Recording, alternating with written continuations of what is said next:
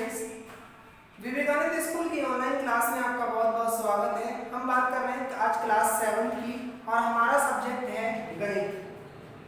गणित बहुत ही एक आसान सब्जेक्ट है। सबसे पहले आपने काफ़ी टाइम बाद में हम आपसे मिल पाए, ठीक है।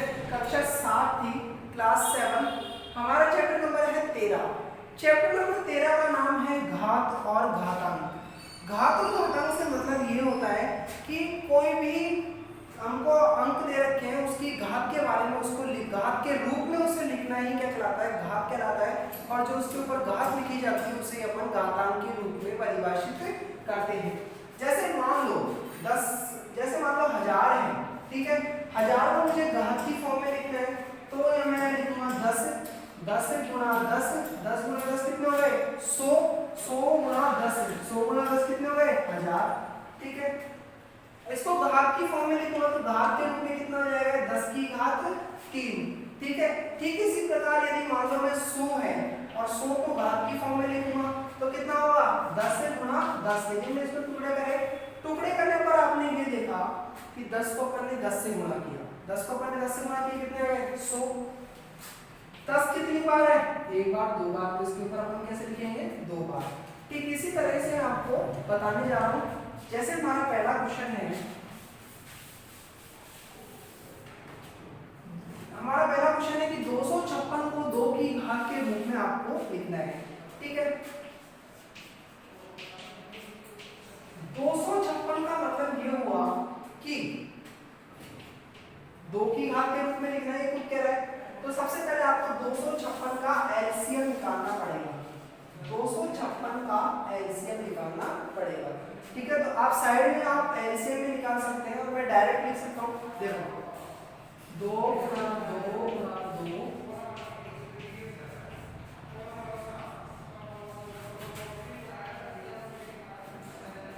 देखो 2 दूनी 4, 4 दूनी 8, 8 दूनी 16, 16 दूनी 32, 32 दूनी 64, 64 दूनी 128 और 128 दूनी 256, ठीक है। इस तरीके से हम इसका भाग देते चले ही जाएंगे।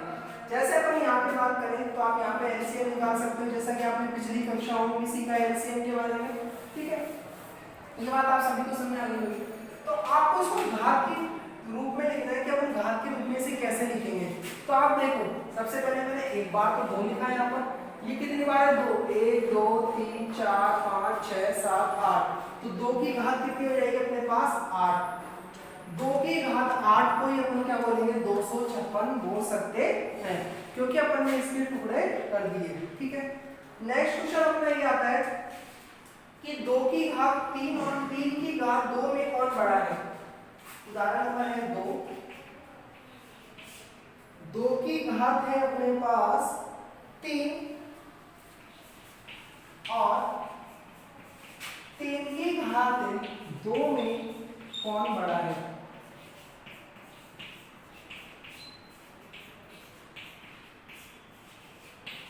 ये आपको देखना है। सबसे पहले आप देखो 2 की घात 3 है, ठीक है। 2 की घात 3 का मतलब क्या हुआ कि 2 को अपन को कितनी बार लिखना है 3 बार। तो यहाँ पर 2 है, मैं इसको 3 बार लिखूंगा, 1 2 और 3, ठीक है। क्योंकि क्या कह रहा है सवाल 2 की घात 3 है, तो 2 की घात 3 का मतलब 2 को मैं कितनी बार लिखूंगा 3 बार। इन सबको आप आपस में गुणा करोगे तो 2 को 2 से गुणा किया कितने हो गए 4, और 4 को 2 से गुणा किया तो कितने हो गए 8, ठीक है। ठीक इसी प्रकार 3 की घात कितनी है अपने पास 2, तो 3 की घात 2 का मतलब क्या हुआ कि 3 को मैं कितनी बार लिखूंगा 2 बार, 3 गुणा 3, 3 को 3 से गुणा करेंगे तो कितने होते हैं 9। तो बड़ा कौन हुआ इनमें से 2 की घात 2 और 3 की घात 2, सॉरी 2 की घात तो 3 है और 3 की घात कितनी है 2 है। इन दोनों में से बड़ा कौन हुआ, बड़ा हुआ अपने पास 3 की घात 2 वाला, क्योंकि 2 की घात 3 वाले का मान कितना है 8, 3 की घात 2 वाले का मान कितना है 9। तो बड़ा कौन हुआ ये। जो बड़ा होता है उसकी तरफ ये मुंह क्या होता है, ये जो एरो है उसकी तरफ खुला हुआ होता है। तो हमारा सवाल आ जाएगा कि 3 की घात 2 बड़ा है किससे 2 की घात 3 से। नेक्स्ट सवाल है अपना 8 की घात 2 और 2 की घात 8 में से कौन बड़ा है। 8 की घात 2 और 2 की घात 8 में कौन बड़ा है। ठीक है, सेम ऐसा ही सवाल है।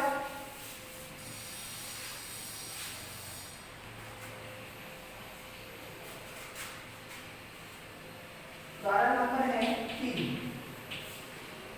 8 की घात तो दे रखी है 2 और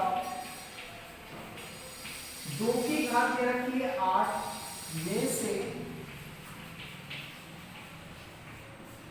कौन बड़ा है? कौन बड़ा है इस अपन को जांच करनी है। तो सबसे पहले अपन क्या करेंगे, 8 की घात 2 के टुकड़े करेंगे और 2 की घात 8 के टुकड़े करेंगे। तो 8 की घात 2 यानी का 8 की घात 2 का मतलब क्या हुआ, 8 को कितनी बार लिखूंगा, 2 बार, तो 8 को 2 बार लिख दिया, 8 गुणा 8। तो 8 गुणा 8 कितने होते हैं, 8 × 2 64 होते हैं। ठीक है, ठीक इसी प्रकार अपन बात करें 2 की घात 8 की, तो 2 को कितनी बार लिखना है, 8 बार। 2 गुणा 2 2 3 4 5 6 7 और ये 8 बार अपन ने लिख दिया। अब इसको आपस में अपन गुणा करते हैं। तो 2 गुणा 2 कितने हुए, 4 4 दूनी 8 8 दूनी 16 16 दूनी 32 32 दूनी 64 64 दूनी 128 128 दूनी 256। तो आपने क्या देखा कि इन दोनों में से कौन बड़ा हुआ, 8 की घात 2 बड़ा हुआ है, 2 की घात 8 का मान ज्यादा आ रहा है। 8 की घात 2 का मान तो आ रहा है 64 और 2 की घात 8 का मान आ रहा है 256। तो बड़ा कौन हुआ अपने पास, 2 की घात 8 वाला। तो अपन दोनों को लिखेंगे यहाँ पर 8 की घात 2 और 2 की घात 8 क्या है, बड़ा है। जो बड़ा होगा उसकी तरफ क्या होगा, एक तीर का निशान खुला हुआ होगा। ठीक है, अब एक क्वेश्चन और कर लेते हैं अपन इसके अलावा।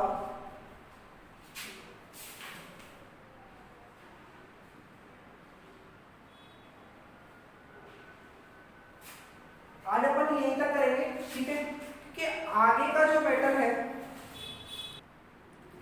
अब आपको देखो उदाहरण नंबर 4 है। उदाहरण नंबर 4 क्या कह रहा है कि a की पावर 3 b की पावर 2 a की पावर 2 b की पावर 3 कॉमा b की पावर 2 है और a की पावर 3 है, b की घात 3 है, a की घात 2 को प्रसारित रूप में आपको लिखना है, क्या ये बराबर है, क्वेश्चन ये पूछ रहा है।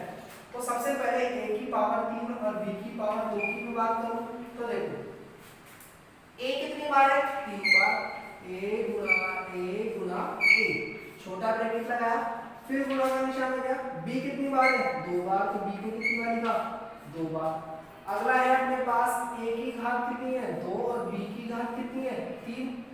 a की घात 2 का मतलब a को कितनी बार लिखेंगे अपन, 2 बार, b को कितनी बार लिखेंगे अपन, 3 बार। ठीक है, तो यहाँ पर हो जाएगा। अगला है b की घात कितनी है, 2 और a की घात कितनी है, 3। b की घात 2 का मतलब b को कितनी बार गुणा करेंगे, 2 बार, और a को कितनी बार गुणा करेंगे, 3 बार। ठीक है, अगला है b की घात 3 और a की घात है कितनी, 2। b की घात 3 का मतलब कितने से हुआ, b कितनी बार आएगा, 3 बार, और a कितनी बार है, 2 बार। ठीक है, अब आप एक चीज देखो, क्या a की घात 3 और b की घात 2 और a की घात 2 और b की घात 3 बराबर है, नहीं है। ये दोनों आपस में बराबर है क्या, नहीं है। तो हम लिखेंगे a की घात 3 b की घात 2 व a की घात 2 और b की घात 3 बराबर नहीं है।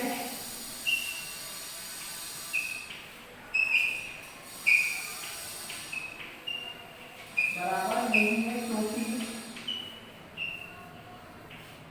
a व b की घातें भिन्न भिन्न है, भिन्न भिन्न है। इन दोनों की बात हो गई।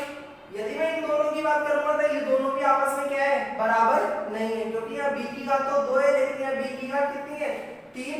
यहाँ पर a की घात 3 है और यहाँ पर a की घात 2 है, ये इस वजह से ये भी क्या है, बराबर नहीं है। तो मैं यहीं पे लिख दूंगा b की घात 2 a की घात 3 व और b की घात 3 और a की घात 2। ये बात आपको समझ आ गई होगी। अब देखो, यदि मैं इसकी और इसकी बात करूं, तो ये दोनों आपस में क्या हुए, बराबर हुए। तो हम यहाँ लिख सकते हैं कि a की घात 3 b की घात 2 और b की घात 2 और a की घात 3 क्या है, बराबर है। ठीक है, बराबर है। ये अपना क्वेश्चन यही कंप्लीट हो गया है। अब अपन अपनी एक्सरसाइज है 13.1। तो 13.1 में से आपको खुद को सवाल करने हैं। सवाल नंबर मैं बता रहा हूँ 13.1 में से, ध्यान से सुनिएगा। सवाल नंबर है, सबसे पहला सवाल है, पहले सवाल के चारों पॉइंट है, वो भी आपको घर से करके लाने। ठीक है, दूसरा सवाल है, दूसरा सवाल नहीं करना है आपको। तीसरा सवाल है, तीसरे सवाल के 4 क्वेश्चन है, चारों आपको घर से करने हैं। चौथा सवाल है, चौथे सवाल के भी 5 क्वेश्चन है, पांचों जो कि आपको घर से करके लाने। ठीक है, और